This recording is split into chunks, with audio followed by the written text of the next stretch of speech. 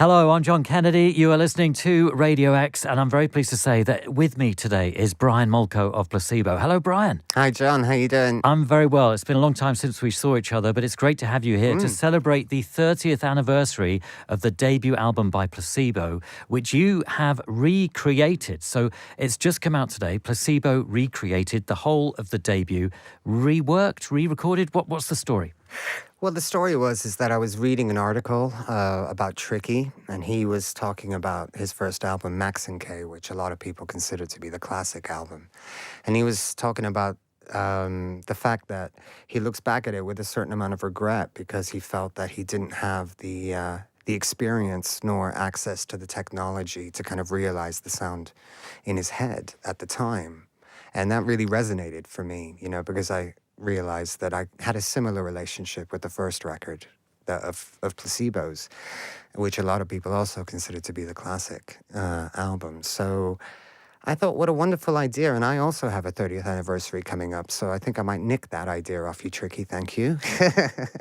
And so eventually, once we got everything into place, we went into the studio and we just pulled up the original master tapes.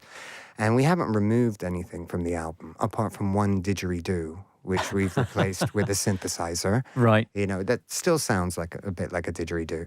Apart from that, we have basically added to the album. Because when I listened to it again, I realized that this kind of dysfunctional relationship that I had with it was sort of an invention of my own mind, that it's a really great debut album, and I didn't listen to it for 10 years, and going back to it was really kind of a revelation for me. I thought it was well recorded, lots of youthful vim and vigor, and there was something really quite unique and special about it. But since we were so inexperienced, all that we really knew what to do, we were a power trio at that time. So all we really knew what to do in the studio was to record ourselves as if we were on stage at the Dublin Castle, for example. You know? So we didn't really know how to use it as an instrument, the studio. So I wanted to take the 30 years of experience of playing these songs live and the 30 years of experience that I have recording, and our sound has become a lot more textured and layered, and kind of bring that back into the first album, drag it into the 21st century sonically, whilst retaining the integrity of the record. It just felt a little bit incomplete for me, and I just wanted to kind of finish it. Yeah. And so that's what we did. And when we were in the studio, we'd put 4 to 6 weeks aside to do the project. And it was such a joyful experience, and we were in such a flow state that we finished it in 13 days. So we knew we were doing the right thing at that point. Yeah, amazing. And you worked with Rob Kerwin on this. So, was he the expert who was able to realize your instructions? Well, I wanted to I've worked with Rob before, and I wanted to work with somebody who was not going to treat this record as some kind of sacred object. That's somebody who was going to be brutally honest and very direct with me. Of course, Rob is extremely experienced. I suppose most people are familiar with Take Me to Church by Hozier. He produced that. He's worked with Polly Harvey a lot. So, in terms of the music that we like, we had a lot in common. But I really wanted to work with somebody who was going to be, just extremely direct and not feel inhibited to, by the classicness of this record. And Rob's personality is very direct, brutally direct. So that's what I needed. So that's why I chose to work with him. Yeah.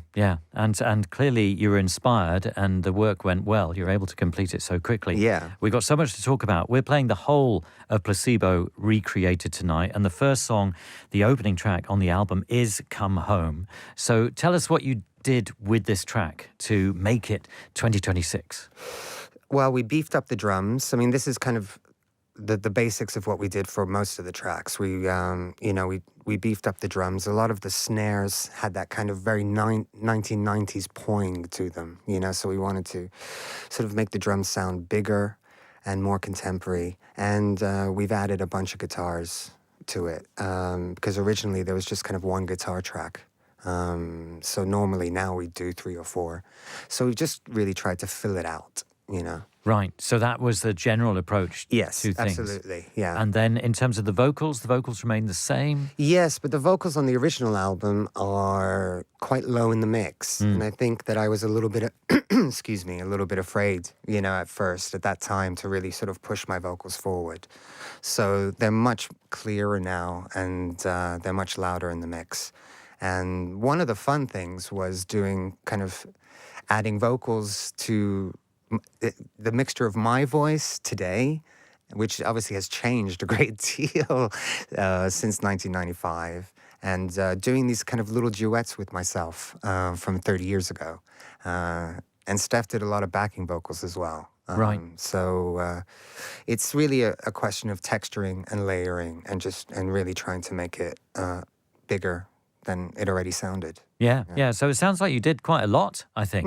Yeah. I mean, it sounds fantastic. Come Home Now, what do you think of this song? Well, for me, I mean, Come Home is such a simple chorus. It's just 2 words, you know, and in a way it could kind of mean anything. You know, you could have lost your dog, I suppose, you know, kind of thing. So with the verses, what I just really wanted to kind of explore the pain of either losing someone romantically, or, you know, somebody leaving the planet, or it could even be about losing your dog if you want to. I like songs to be ambiguous enough so that people can live their own personal story through them. So it's a song about loss, I suppose. Yeah. And it's up to the listener, I think, to decide what kind of loss, or, you know. Yeah, and it has such a great energy, and it really kicks off the album in fine style, and we're going to listen to it now. This is Placebo, Come Home, the recreated version on Xposure, Radio X. It is Placebo with Teenage Angst, the recreated version on Xposure Radio X. It's the second song in to Placebo Recreated, the recreated version of the classic debut album by Placebo. I'm playing the whole thing tonight with Brian Molko himself, talking us through it track by track. Teenage Angst. I mean, this is funny, isn't it? You're looking back 30 years. I think you were just into your 20s when you recorded the record. But you must look back and think, gosh, I'm still full of teenage angst in that song. I mean, it seemed an important statement at the time, representing what Placebo was all about. Well, yeah. And I mean, one of the great things about being in a band all your life, all your adult life, is that it allows you to a degree to remain a perpetual teenager, you know? So I never really wanted to grow up, and I haven't had to fully yet. So I'm grateful for that. But you got to understand that I grew up in a very sleepy place called Luxembourg, where there really wasn't very much going on. So when I managed to get a place at university when I was 17, you know, I jumped at the chance to move to the big smoke, to move to London, you know. And so I kind of had a second adolescence during my university years and the first years of the band. So I was kind of emotionally, I think, in terms of maturity, still, you know, a late teen when I was writing that. But the inspiration actually came from my mother. It's a weird conversation that we had when I was like 7 or 8, and she said to me, sometimes she would just drop these stinkers out of nowhere, you know, that would kind of blow my mind. And this time she said, as soon as you're born, you start to die, something to that effect, you know. And we're all dying slowly. And that kind of became, for me, since I was born, I started to decay. And it's the first song that I wrote on the bass guitar. So I wrote the kind of the main melody on a bass. But I'm not really a bass player. I don't use it as a rhythm instrument. It's kind of like another guitar for me with just fatter strings. Yeah. And I remember driving my flatmate in Deptford completely insane by playing the main riff on the bass over and over for hours, you know, kind of thing. But I knew I'd hit on something good. Yeah. And something that could go somewhere. Yeah, it's really interesting because in some ways, I think, you know, when Placebo emerged, and things seemed to happen really quickly for you, but when you emerged, and in contrast to the other bands around the time, particularly in London, which is where you were based, you know, you seemed more worldly than a lot of other people, I think, because you had international backgrounds, because you spoke different languages, because you seemed to have a sophistication that maybe was missing from quite a few of the bands around at that time, which made you really stand out. And also you had a poise to how you carried yourselves on stage, I think.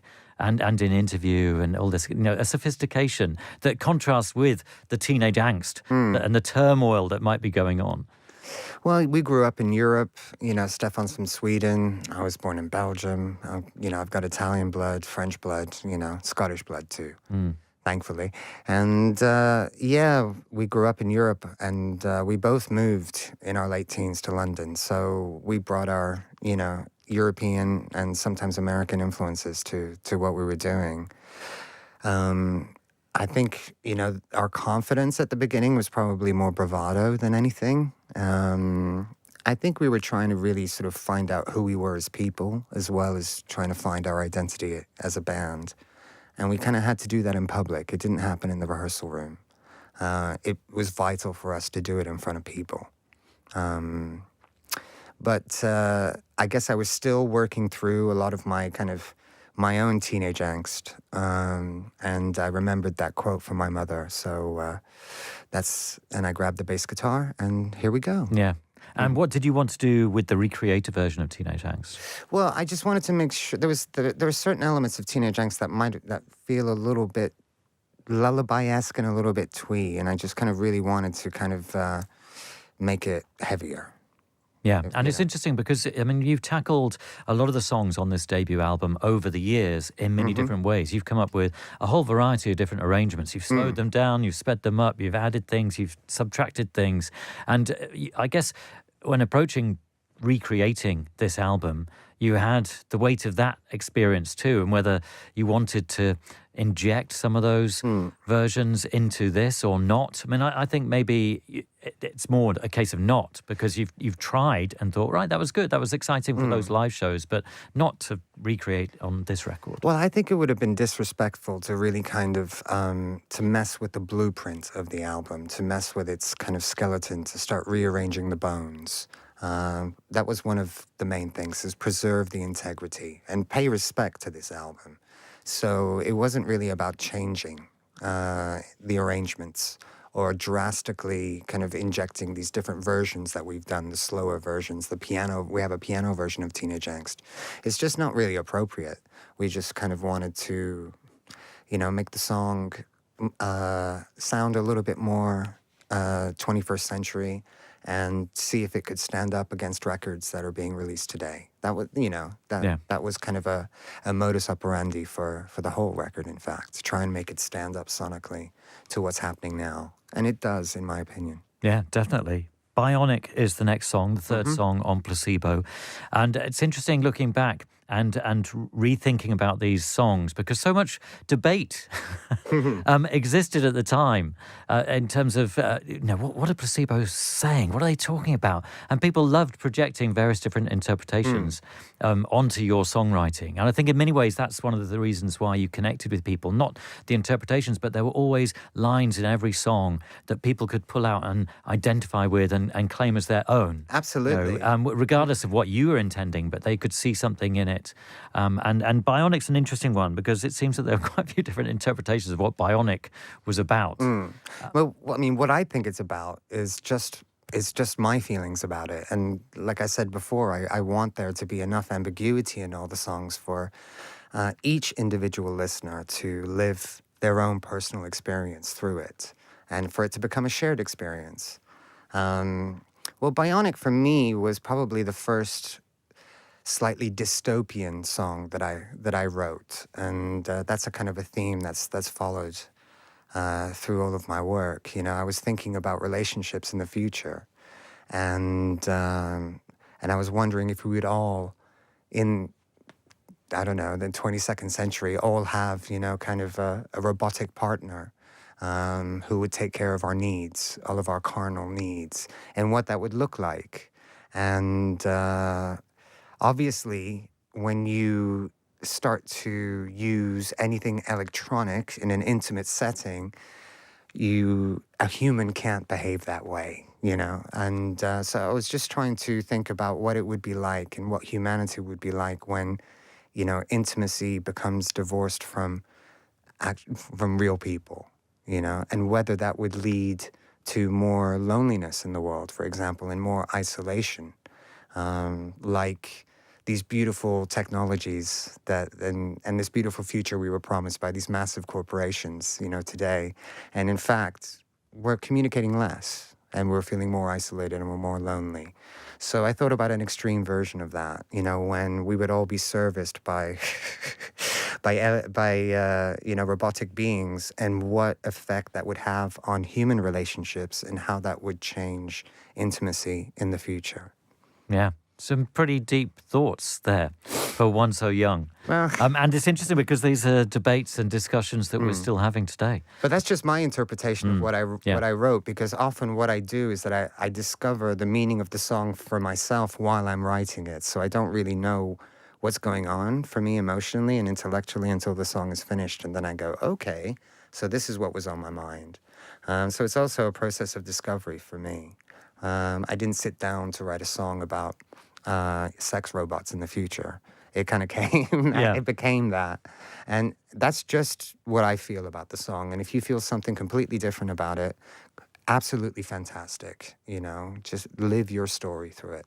And what did you feel it needed to recreate it for 2026? Well, this is probably Bionic is the song that we've played the most live from this album since 1996.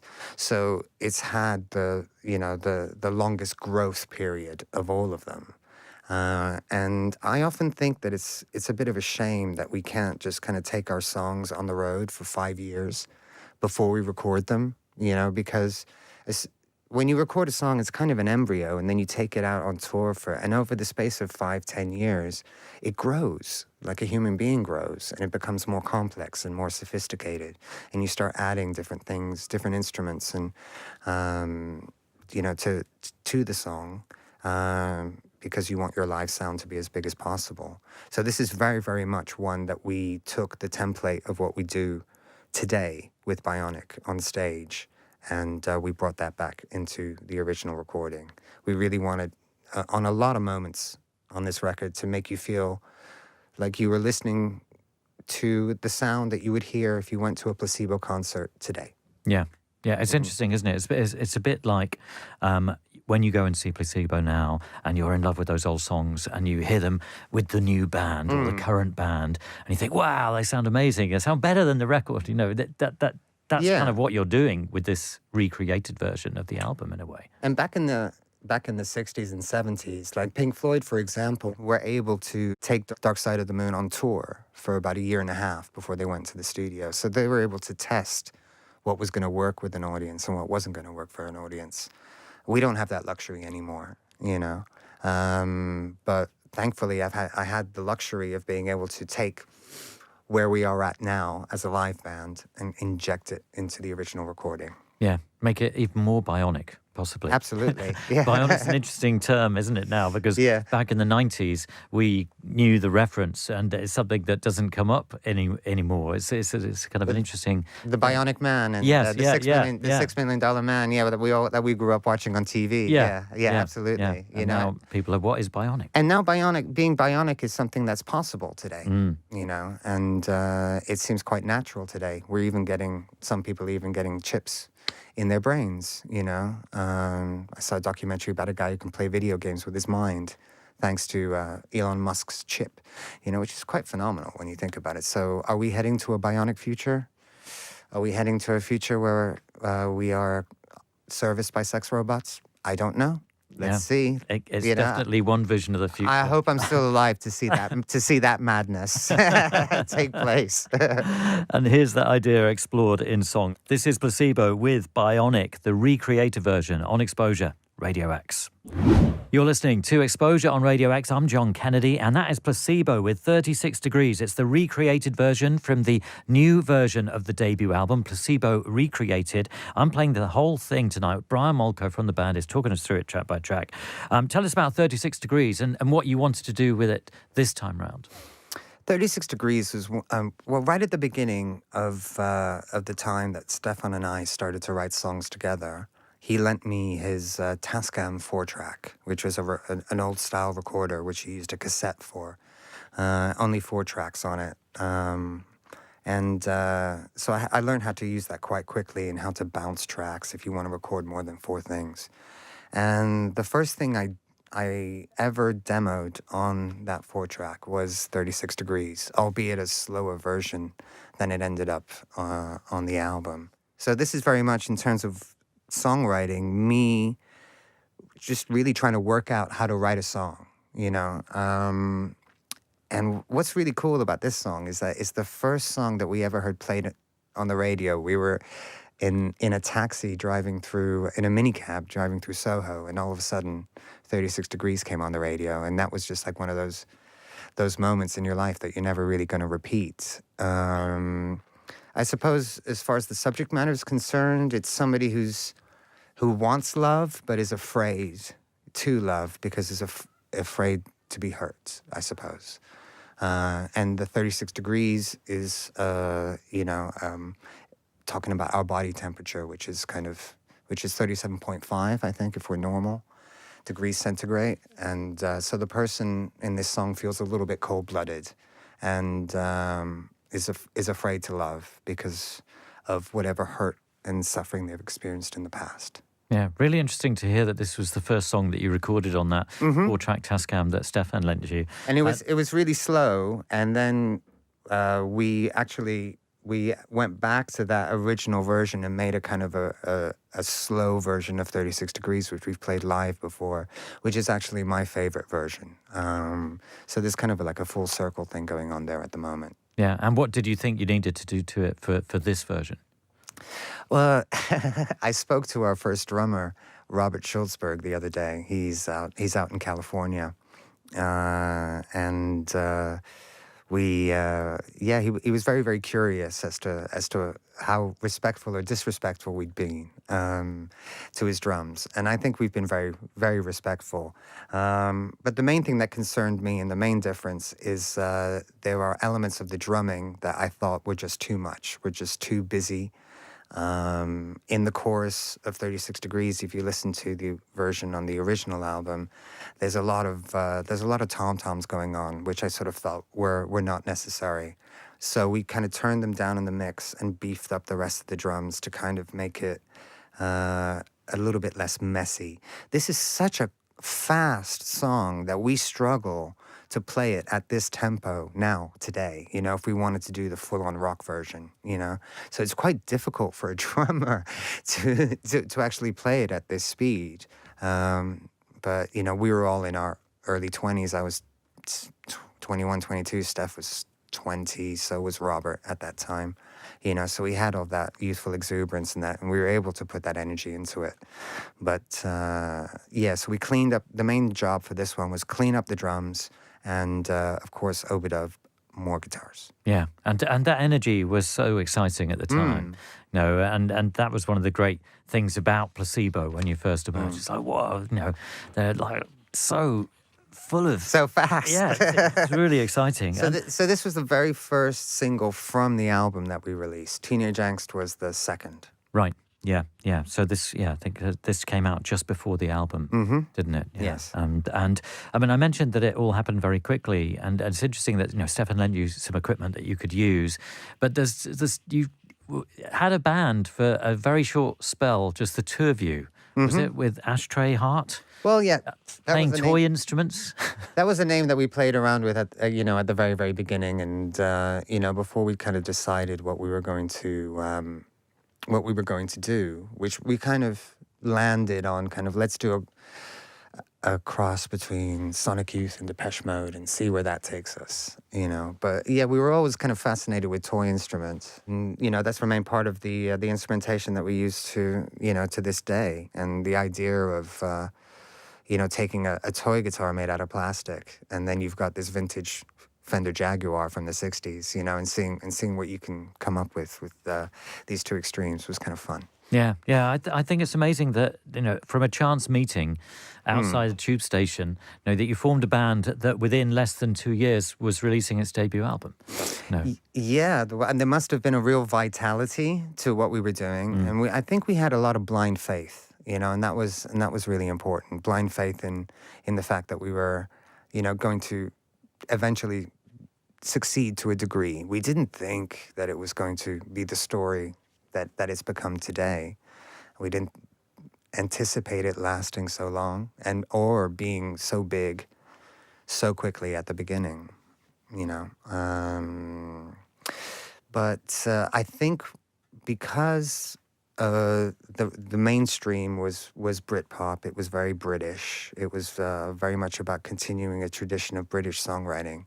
Not having grown up in Britain and not having the same influences, we weren't anti-Britpop. We were just trying to do, you know, our own thing. And I think that made us stick out like a sore thumb really, really early on. And because of the blind faith we had in ourselves, I think that people who were interested in signing us, you know, they could really see that commitment already. And that belief and that sense of purpose, and the fact that we were, you know, cross-dressing and that we were, on the face of it, you know, the opposite to what the mainstream was, actually worked out really well in our favor, you know. And I mean, at the time, it wasn't just Britpop going on. There was like, you know, the Bristol sound, which I really loved, and then there were people like Björk, making incredible records, you know. So that was the kind of the British music that, well, obviously Björk isn't British, but that was the music that I was kind of interested in at the time. I mean, Björk's voice was just from outer space, you know, kind of thing. I'd always grown up listening to people like Bob Dylan or Leonard Cohen, you know, the kind of singers that would never make it in a singing competition, you know, on telly. Yeah. People with unique voices. And I strove to have one of those myself, you know, and Björk is an influence. Yeah, yeah, and she lived in London around that time. Absolutely. You know, and there was a lot going on. I mean, people are kind of reductionist in their view of history sometimes. But one of the exciting things about being in London then was that you could go to a drum and bass night one evening, go and watch Placebo one evening, go and watch Sleeper or something. No, a whole variety of different kinds of bands, and go and enjoy a tricky gig, or go to a club and you'd see Björk dancing.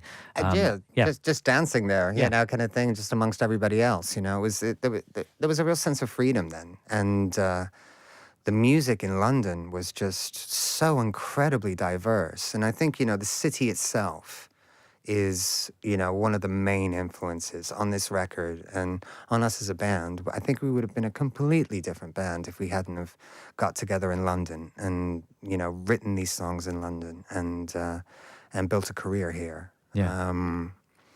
And yeah, it breaks my heart that I felt that I had to leave, you know, because of Brexit. And but that's another story. So London has, you know, is as much of an influence, I think, than any of the records that we listened to, and just how unapologetically multicultural it was at the time, and how unapologetically diverse the music scene was. As soon as you strayed out of an indie club, you could just see just anything that you could even imagine. Yeah. You know, so you could even end up at Ronnie Scott's one night, you know, kind of thing, and then, you know, down the Camden Underworld, you know, to see Ash, or you know, who gave us some of our first support slots. You know, so there were bands around with a different identity. It wasn't totally Britpop at the time. No, I think history, or our look at history tends to just say Britpop, but there was so much going on, and it was so important that you had all these different things happening at the same time, because in a way they raised everything up. So Britpop was raised up because Placebo were around as well. You know, that there was something that was different to them. You know, you needed all these points of difference to make it all seem important and valuable and exciting. You need those contrasts to make things shine. Absolutely. You need it all for the cross-pollination of things. Yeah. And without the cross-pollination, then I think, you know, a music scene becomes stale, you know. And as soon as unlikely characters start, you know, appropriating and learning things from each other, you know, then you get something that's really very interesting and something that can have a future. Yeah, definitely. And this does relate to the next song, I think. Hang On To Your IQ is the fifth song on Placebo, recreated. And to me, this is all about identity in a way. And you know, this is Brian Molko hanging on to your own identity, telling yourself, no, I've got to be me. I've got all these other things going on, but I've got to be me while I'm doing my thing.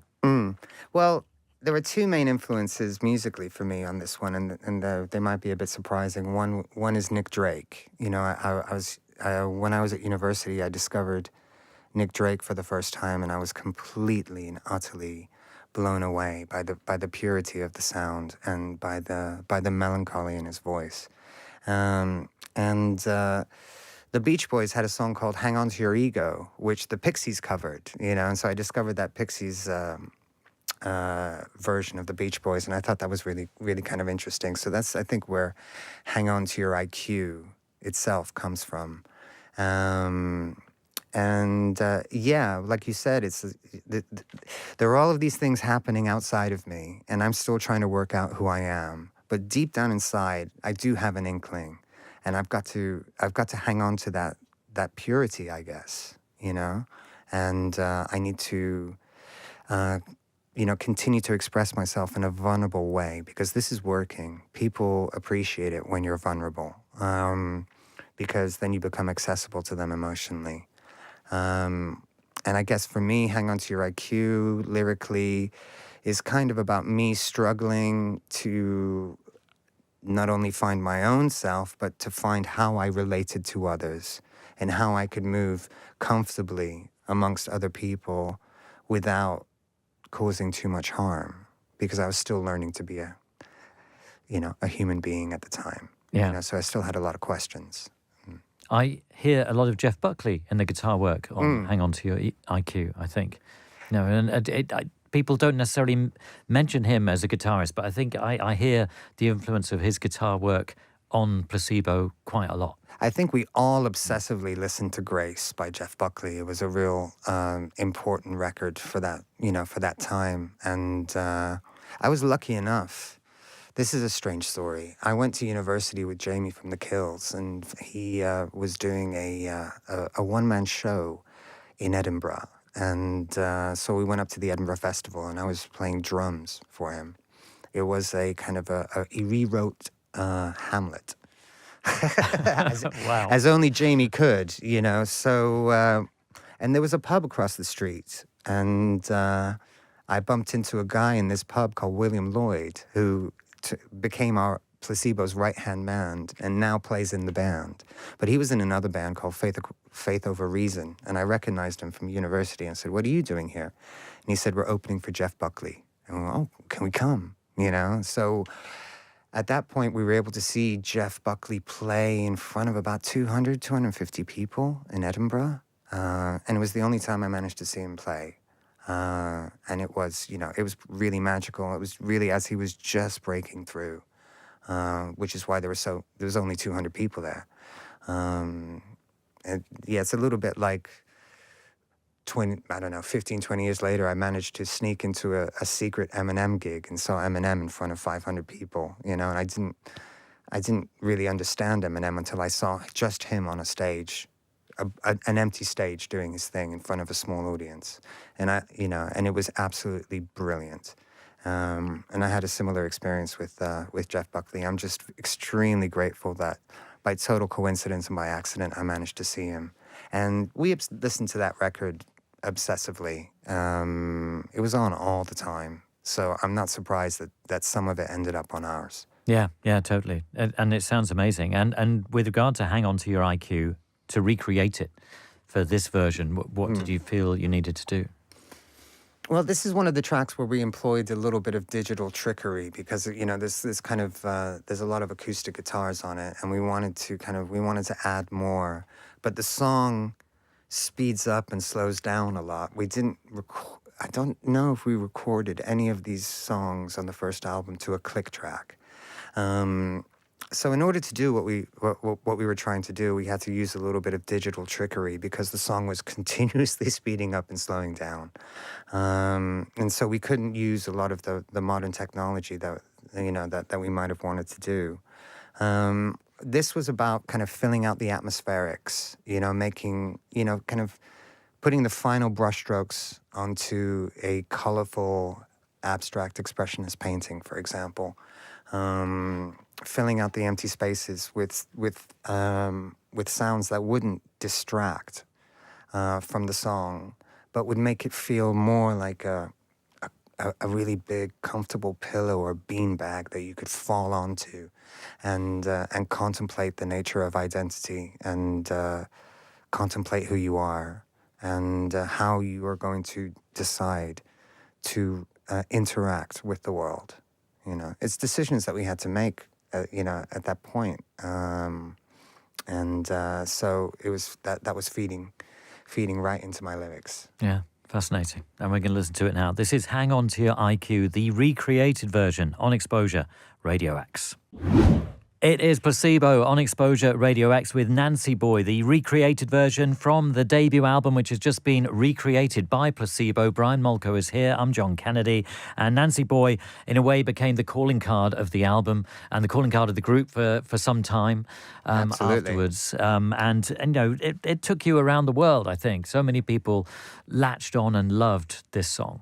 This is the song that changed our lives. And I'm a little bit ashamed that I had such a kind of an odd relationship with it. I feel that historically I perhaps didn't pay it the respect that it deserved, and that we didn't play it as much as we could, simply because we were quite difficult, I suppose, and at that time, and we sort of felt. Well, I certainly felt, because Nancy Boy was written so quickly.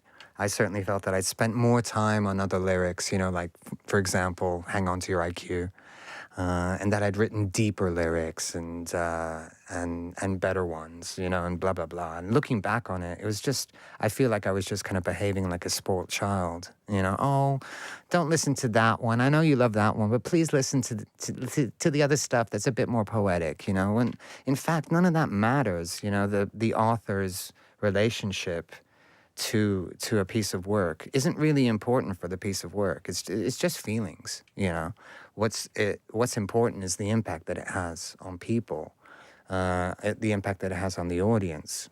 And then, I suppose, after that is the impact that it had on our lives as musicians and our lives as human beings. It completely changed everything for us. And I'm still amazed that a song that is so, brazenly licentious, that is so unabashed in its approach to kind of debauchery and the celebration of it. It's going out for a crazy night in Soho, crazy night around the West End, and in the mid-90s, and having as much fun as possible. We were receiving a lot of abuse from sometimes when we were on stage, and sometimes when we just went out, to see a band, or to go to an indie club or something. And we weren't, Steph and I, we weren't really pushing this androgyny thing very, very hard. I was wearing a bit of nail polish and a bit of eyeliner. I had long hair, but that was enough to receive quite a bit of homophobic abuse everywhere we went. And I'm the kind of person that was, I suppose, quite punk in my soul. And I thought to myself, well, two things. One, if me not trying very hard is already getting this kind of reaction from people, then I think I got to turn up the volume on that. And the second thing is that what I'm going to do is I'm going to reclaim all of these insults, and I'm going to take their power away, because I'm going to use them myself. So, after maybe about the fourth or fifth time I got called a Nancy Boy, as I was trying to buy a drink at the bar, minding my own business, I just decided to, let's turn this on its head, and let's celebrate everything that we're getting the abuse for, and let's reclaim all of these insults. And so that's the mindset I had when I approached writing this song. Yeah, and what a brilliant thing that you did for people. I think there's so many people who love that, and it's really important. For so many different reasons, but I think, it really did make a lot of people who weren't necessarily the kind of people who would go, to a classic gay club, preferred our kind of music. They found a place. People who weren't straight found a place, within indie music, within alternative music, with us. And I feel extremely privileged and extremely honored to have been able to, facilitate people's lives to a certain degree, to make them feel less alone. If what we do makes people feel less alone, then we've done something that's really quite wonderful. Yeah. And I feel very privileged as a consequence. And recreating it for 2026, what did you think you needed to do? Nancy Boy. All right. Well, this is an interesting one because I didn't actually play guitar on this. I didn't double any of the guitars. When we approached this project, we decided that we were going to involve certain people from our live band. So our live guitarist, Nick Gavrilovich, was in the studio with me. And he had grown up listening to Nancy Boy a long time before he joined Placebo. He's been in Placebo for about 18 years now. But he was a teenager when it came out. And it meant a great deal to him. So for me, it was a special moment to be able to... He didn't expect me to do this, but when we were about to record Nancy Boy, I picked up the guitar and I handed it to him and I said, "You're going to play this now. I don't want to play it. I would prefer it if you did, because it's going to mean a hell of a lot more to you than it means to me." And it certainly did. He was excited, but also kind of afraid. But it was an important thing for me to do, and to give him that opportunity to play on a song that he had grown up listening to on the radio. Another full circle moment, I suppose. And it's not fair that I only have the full circle moments. I want people in my band to have them too. I want people in the audience to have them too. When we play live, it's not good enough for me to feel that like I'm having a transcendental experience. I want the audience to have a transcendental experience with me. So, yeah, what I did was very much about my relationship with Nick, and I knew that it would be a much bigger life event for him to double the guitars on this track than it would be for me. So that's why I chose to do that. Yeah, that's so great. And it sounds fantastic. And then you follow Nancy Boy on the album with I Know, which in a way is a bit of a ballad. You get quite mellow, but it does get heavy as well. That's the one with the didgeridoo that we removed. Right. Yeah. So was it Robert who originally played Yeah, it? well, Robert could play the didgeridoo. Not very many people, our original drummer, Robert, not very many people can do the circular breathing that's necessary. And he wasn't a smoker. So he was really, really good at it. And so we just kind of, there's this joke that they say the Beatles were so high that they even let the drummer sing. So I guess that day we were so high that we even let the drummer play his didgeridoo. Did you know what I mean?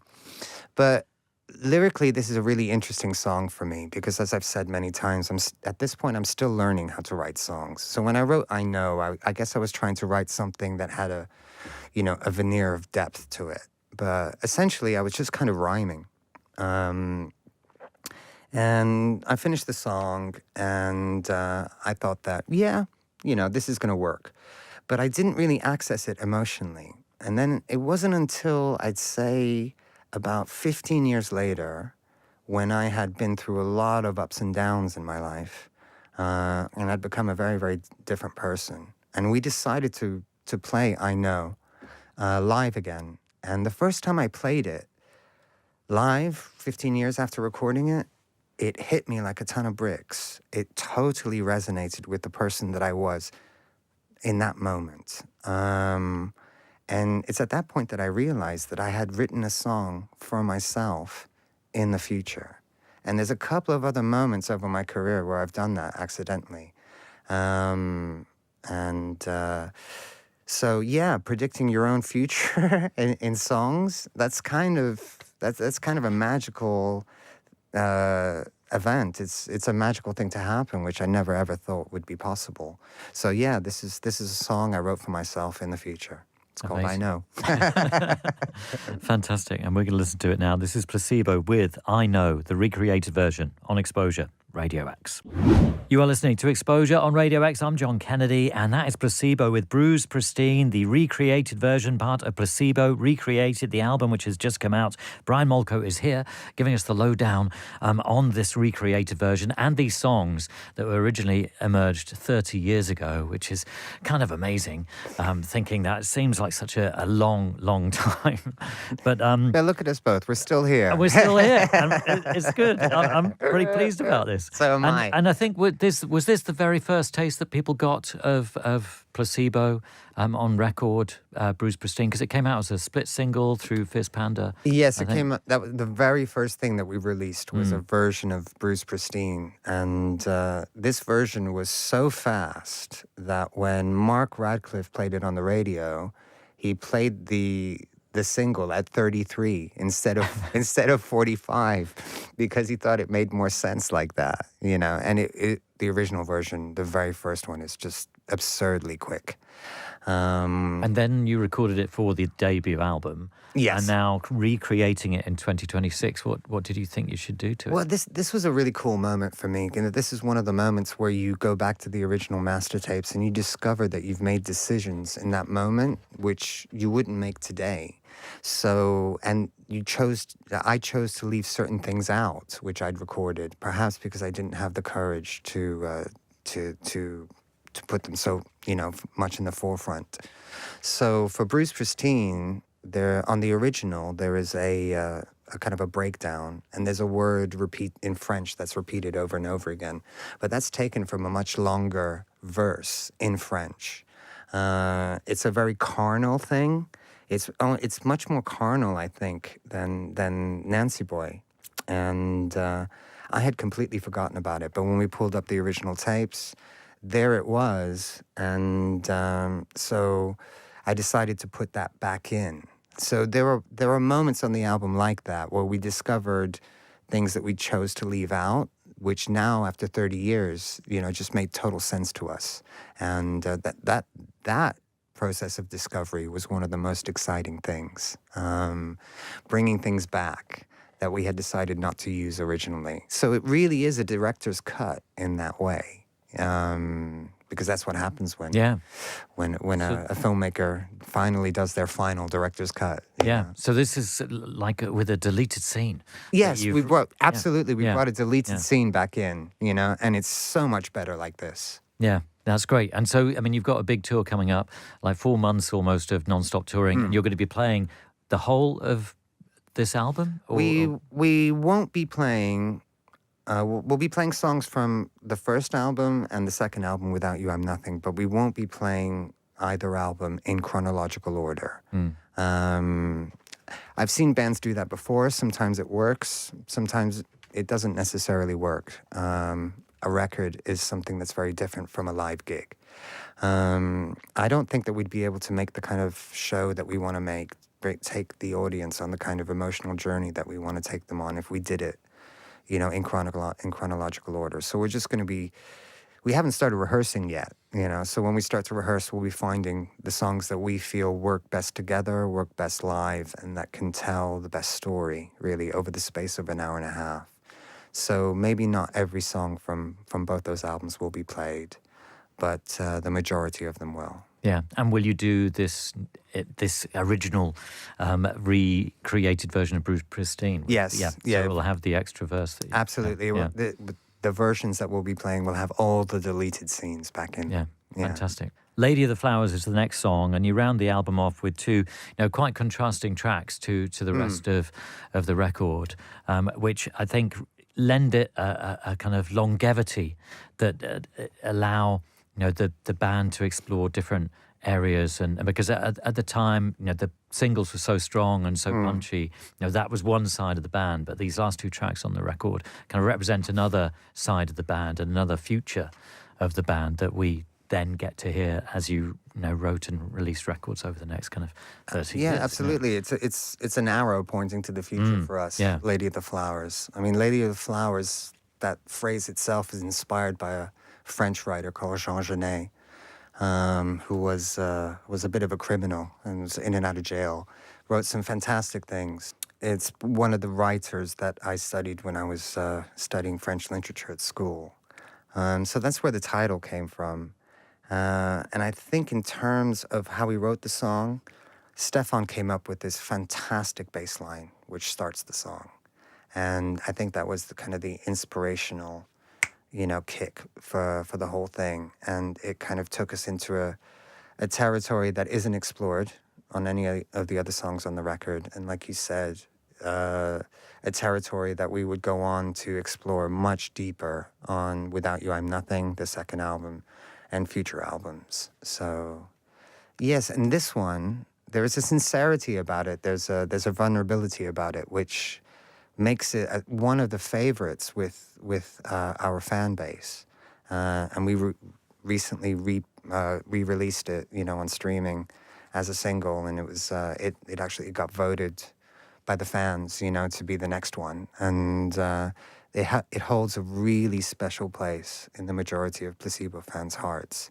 I absolutely adore it, and yes, early on, it's a really stark contrast to the punkiness of the rest of the album, but it really proved that we had some depth, emotional depth that we were prepared to explore more deeply in times to come. Yeah, and recreating it in 2026, what did you want to do? Well, I had fun adding some synthesizers to this one. So towards the end of the track, there's a new synth motif, which I think lifts the song when it most needs it, and a few extra guitars, but we really didn't mess with the DNA of this one too much.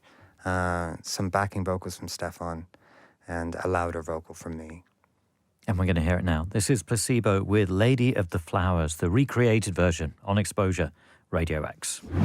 It is Placebo with Lady of the Flowers, the recreated version on Xposure Radio X. It's the penultimate song on Placebo Recreated, the debut album by Placebo, recreated in 2026. Brian Molko's been guiding us through it track by track. Swallow is the last song on the album. And this, again, explores new territory in a way, in a great atmospheric fashion. Well, when I was a kid, one of my growing up listening to music, before I discovered punk and I discovered the Dead Kennedys, which became my number one punk band, I was very, very into psychedelic music. And I was into the Grateful Dead. I was into Jimi Hendrix obsessively. And I think you can really hear the kind of the psychedelic influence on Swallow. When I was 13, 14, growing up in Luxembourg, I'd listen to the Grateful Dead and Jimi Hendrix, and I'd dream about taking everything that they'd taken in order to make this kind of music, sort of thing. It's not really necessary. The melodies probably came from one of our late night smoking sessions, and I had also been experimenting with dictaphones, stopping and starting them as much as possible while I was talking, in order to kind of create the cut-up technique which David Bowie used and which he learned from William Burroughs. So I was kind of doing that with the dictaphone, and so that's what you get with the lyrics on this one, which are quite stream of consciousness and just random. It's more, it's much more. To understand it, I think you have to have a much more abstract approach to something, like you would a Willem de Kooning painting or a David Lynch film. It's not necessarily about understanding it; it's about absorbing it. Yeah, that's a really good point. And for recreating it in 2026, what did you think you needed to do? We just wanted to make it sparkle more. We wanted all of the kind of the little details, all the psychedelia, the ear candy to kind of come through a lot more. And I also wanted people to hear the cut up that I was saying a lot better. It's quite difficult to make an old dictaphone recording sound good. So that was a challenge. But we're always up for a challenge. I suppose we just kind of really wanted to make it more of something that a person could step into and sort of be completely enveloped by. So that was our approach. Yeah. Well, it sounds fantastic. Oh, Brian, great. it's been such a treat to talk to you about the record, and so exciting to approach, your pivotal album in this way, and quite brave to go back and see, what can we do and kind of change, but maintain the integrity and yes. of it all. Yeah, we needed to pay respect to it, and I think I also needed to mend my relationships with a lot of these songs, so that for the 30th anniversary, I could take these songs onto the stage and play them with joy in an uncomplicated fashion, you know, without all of the mental masturbation that I'd indulged in about these songs, you know, to play them in a more pure and a more joyful way. And so to create a sense of collective euphoria between the stage and the audience, you know, and that's what I'm looking forward to. This is, after all, a celebration. So, you know, you don't go to a party in a bad mood, you know, it's not recommended. You're just going to bum everybody out, you know, so I have to have the right mindset. This process has allowed me to have the right mindset, and I'm ready to go and pay respect to these songs because they deserve it. And I want to do it in a joyful and uncomplicated way. Fantastic. Brian, thanks again for coming in. Thank you, John. And here is Swallow, Placebo, recreated on Xposure, Radio X. Radio X.